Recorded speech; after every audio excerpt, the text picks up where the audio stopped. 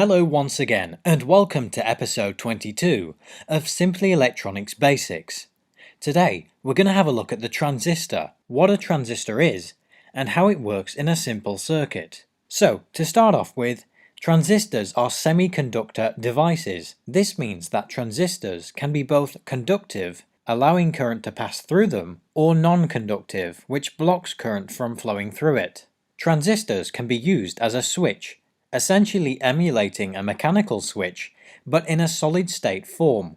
Before I move on, I have a transistor connected within this circuit. It's a simple circuit consisting of an approximately 3-volt power supply connected to an LED with the collector and emitter of this transistor connected in series. Currently, we have everything connected, and we are playing this circuit live.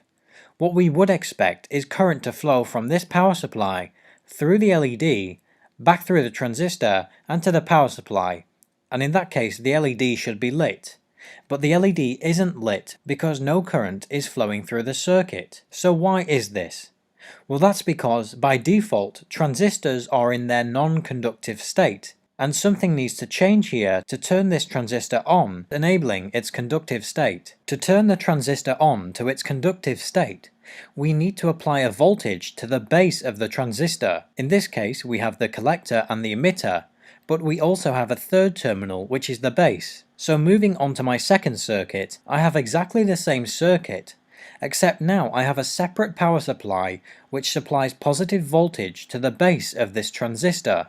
Because a voltage is now applied to the base of this transistor, this has turned this transistor into its conductive state. Because this transistor is now in its conductive state, current from our first power supply is now able to flow from the power supply through the LED, through the transistor and back to this power supply. I have a switch connected to the second power supply which supplies voltage to the base of the transistor. If I turn this power supply off by disconnecting it, you can see the circuit below it stops as well, because now the transistor is back to its non-conductive state, because voltage is not being applied to the base of the transistor. So why are transistors so common and so useful? Well, without transistors, today we simply wouldn't have the luxury of computers and other digital devices. Transistors can act like very fast switches that we can control to switch on and off at very fast speeds. We can switch them on and off at a rate of millions of times a second, in fact. If you think of a computer, you most likely know that they work with binary data, essentially zeros and ones. Those zeros and ones essentially represent the on and off state of a transistor, and there are billions of transistors in your computer's processor.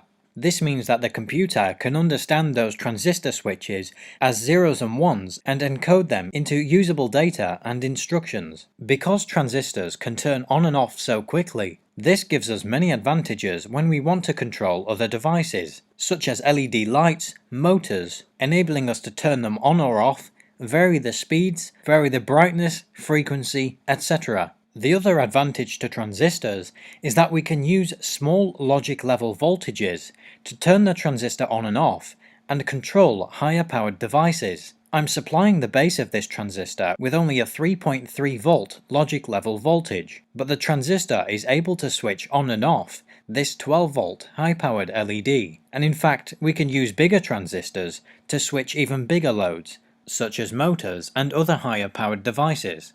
So I have this transistor supplied with a low voltage, switching on and off a higher powered load. I'm using a digitally controlled voltage source here, which is pulsing voltage to the base of the transistor every 10 microseconds. Obviously, it's much slower in every circuit, mainly for your understanding, but also because every circuit cannot show in real time. The pulsing of voltage here to the base of this transistor is switching the circuit below on and off. The pulsing is known as pulse width modulation. So this voltage source could be a digital device like a microcontroller or a computer. I won't go too deep into pulse width modulation, this is for a later video, but the amazing fact here is that I am able to digitally control a high-powered device with a low-powered voltage source to the base of the transistor. So obviously, depending on the type and size of a transistor, they are able to switch high-powered and low-powered devices. We've seen or talked about an example of both here. Make sure you subscribe and follow along with Simply Electronics as we dive deeper into more uses of transistors, building simple circuits, and where you can learn about many other components. Just check out the Simply Electronics Basics playlist. Before you leave, there is a link in the description that you can click to interact with this live circuit yourself. Make sure you leave a like on this video if you enjoyed it, and leave your comments below, and subscribe for more.